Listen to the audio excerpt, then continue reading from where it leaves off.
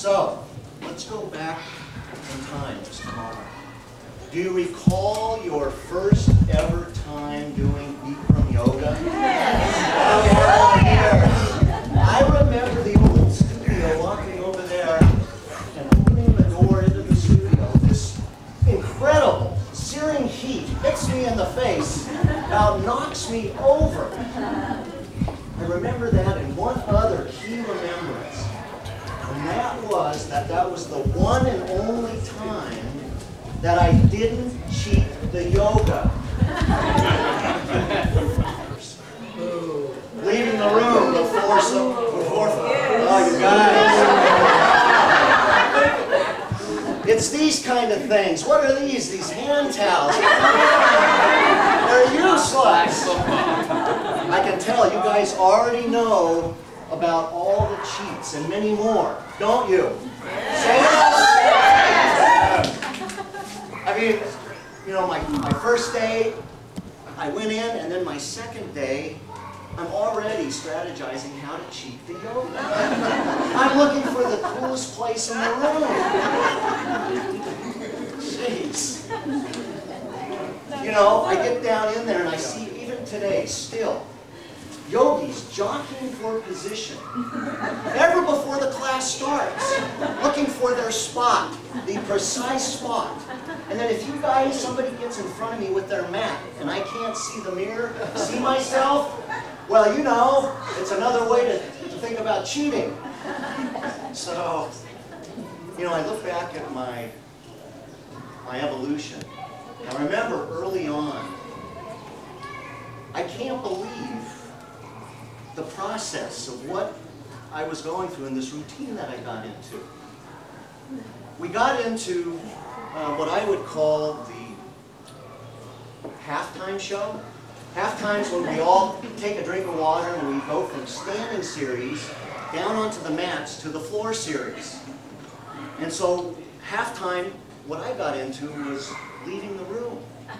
I literally leave the room. You know, people, they wouldn't know. I'd stop, and then I'd run out, and I'd go into the men's locker, turn on the shower, full bore, water pass kicking down, 30 seconds, and then I'd run back into the room. Because I sweat so much, you know, I sweat so much, nobody would know that I went in there and showered. It was amazing. And this went on for a year or more.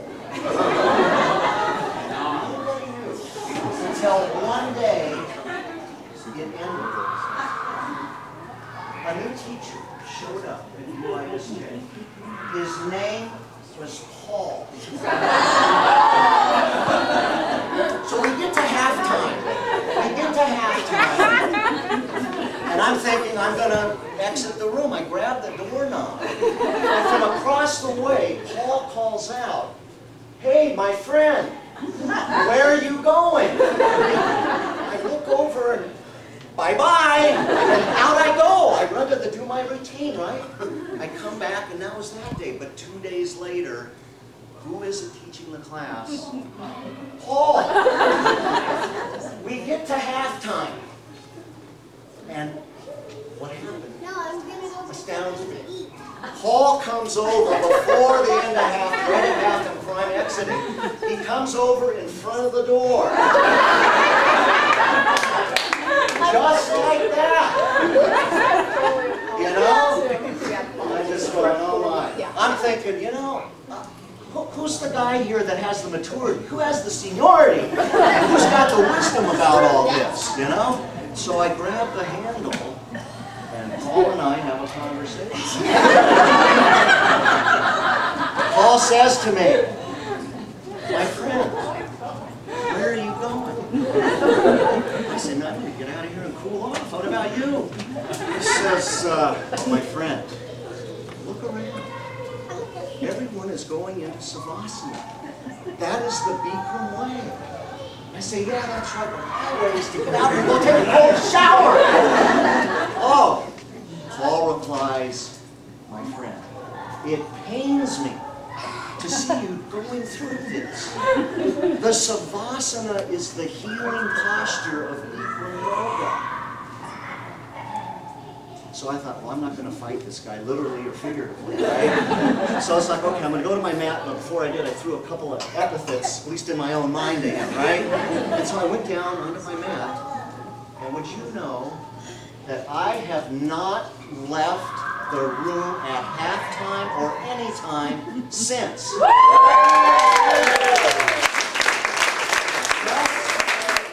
Is Paul here? I haven't seen him. So you yogis who are from Aptos, Santa Cruz, Baldo, when you go back down there, tell Paul thank you. Seriously, Paul made a huge difference that day in my practice, and it has carried through to today. So, you know, there was another time. Well, there's lots of times, but there was this other time that stands out. We're down on the mats. We're in floor series, you know, and we're doing the 747 taking off. You know, the Purnasalavasana. We lift off, and I'm arching up my heads to the ceiling. Oh, I'm awesome. But I'm feeling something stuck to my lips. And I'm looking out of the corner of my eyes and see, and there's this long black thread dangling, and I realize it's a black hair. It's not my hair, it's one of yours. Ah, yes, it's one of your hairs. Come on. Ah, please. So what do? I'm flying. Do I grab the hair and pull it off? What would Bikram say? What would you do? Would you cheat the yoga? I kept on flying! Oh! It was one of those things I kept on flying. A small victory for Bikram yoga and me. It was awesome. So, I'll tell you with one other story that has been very transformational for me in my journey with Bikram yoga. In fact, this story is so significant that I'm taking from the old studio this lesson, and I'm bringing it into the new studio with me in my practice. I've had a very difficult time breathing in a room. When it gets bad, my heart and lungs are divorcing. And when it gets really bad, I'm down on the floor in panic attack. This situation for me has what I've come to call it is the 27th posture called Fangulo Asana. In Italian, the Italians, when they get mad at each other and they want to tell each other off, they say, hey, fangulo! You know? I'm Italian, so I'm down on the mat, and I get to that stage, it's like fangulos for everybody, for the room, for the teacher, for myself. So we're going in from halftime into Savasana, and I'm going into Fangulo Asana that day. From across the room, the chant calls out to me. You all know the champ, right? 2007 Yoga Cup International World Champion.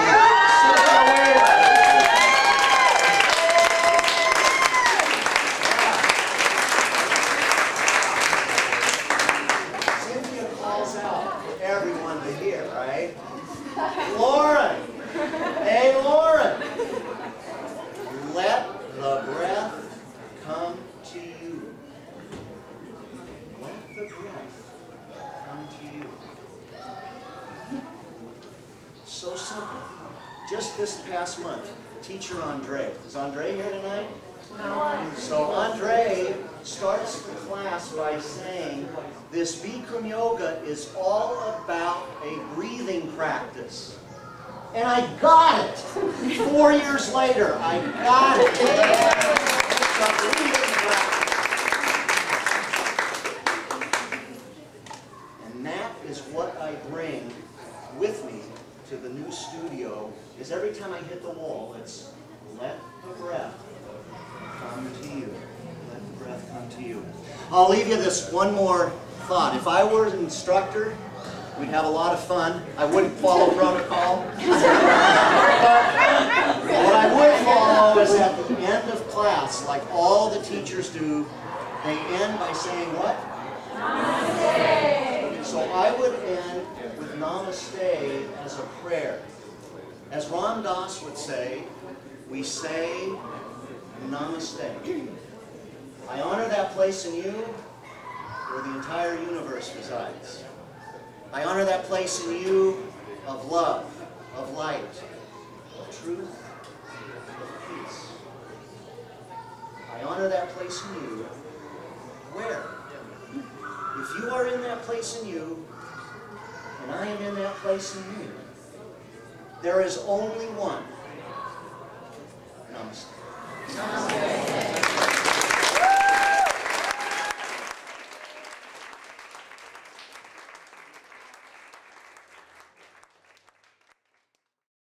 That's a great idea. So this grand place is simply, to me, a small reflection of the enormous uplifting platform you have given me to live out my dream. So please use this magnificent space to do nothing but bring out the enormity and magnificence in you. And I mean that. Don't shrink. Be magnificent. You all are. You've given me a chance. I want you to use this. It's your chance. My mother, she died of Alzheimer's at 54. She got it at 49.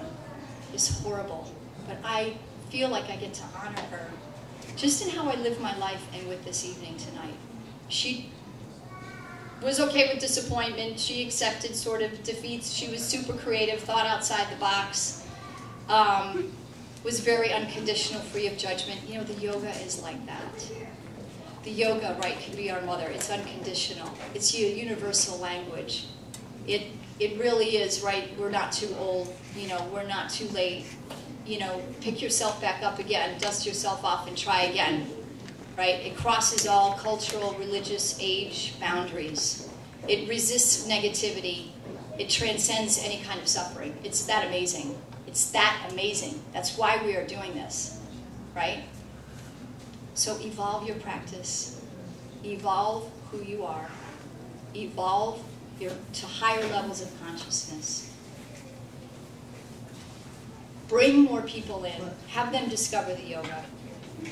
You discover more, and then when you've discovered something, discover something else. Keep going. And I'm really looking forward to, and I mean this, I want to hear thousands of stories. I want to get hundreds of emails over these next 10 years, because that's what we signed, of how the yoga has changed you.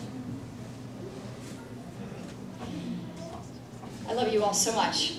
So, before we segue into singing some more, we have a couple of things. We're going to do a little ceremony with Nadia Shapiro, who is a work trade member, a friend, who is also a pranic healer and a medium. And before she does that, I want to share with you two things before you leave tonight. How many of you last year picked an angel card? Yes. Yay! If you don't know what an angel card is, it's your word for the year. They're very little, and you pick it. And you're supposed to meditate on it every day. The words are like forgiveness or trust, abundance. And we have them by the door. So whenever you want, you pick your card tonight, for those of you who'd like to. There's also seeds in a pot before you leave. Sunflower seeds are recognized as prosperity. And what I'd love for all of you to do is to take some seeds and make a blessing for the studio and place them in a pot that we'll put soil in and grow. And then take one of the envelopes that has the invitation, which I was talking to you about, in it, as well as some seeds, and go home and plant them in your garden so that you're bringing the yoga out in your neighborhood, in your life.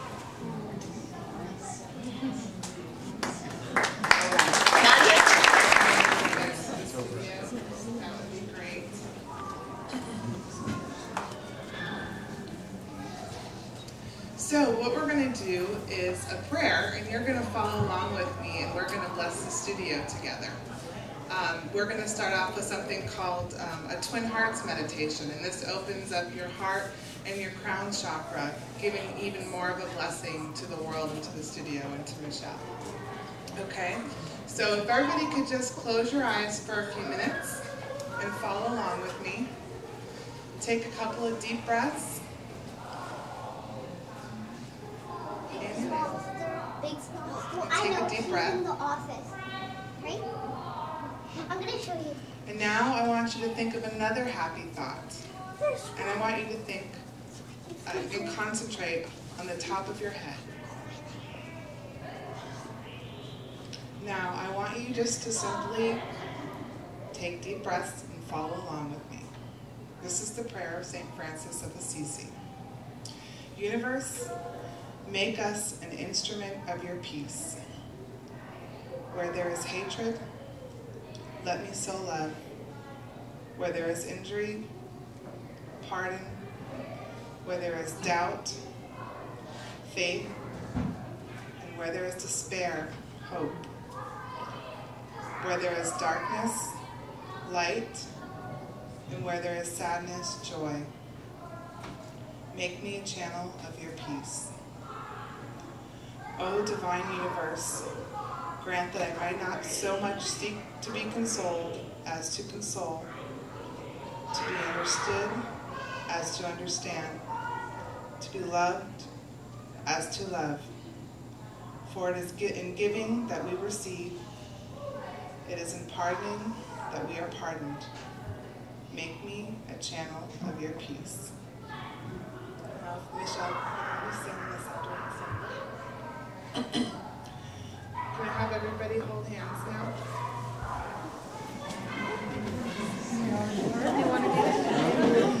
Michelle is going to represent the studio. Okay? Now I want everybody to hold a special intention for Michelle and the studio. And we're going to all chant Om 3 times. Om.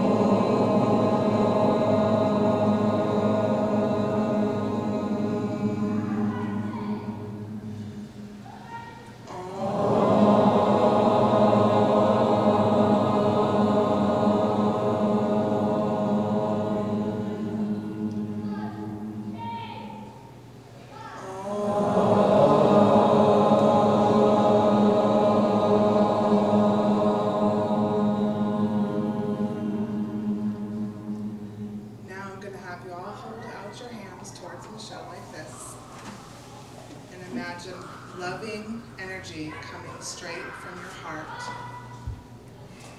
to the Supreme God, Divine Father, Mother, to all the great ones, healing ministers, holy gurus, to all the saints and holy archangels and healing angels. Thank you so much for blessing everyone here with your divine light, your divine love, your divine mercy, compassion, with prosperity, abundance, and protection. Thank you so much for blessing Michelle with your divine light, love, healing, and protection. And thank you so much for blessing the studio with your divine light, love, healing, protection, and abundance. With thanks and in full faith, so be it, so be it, so be it.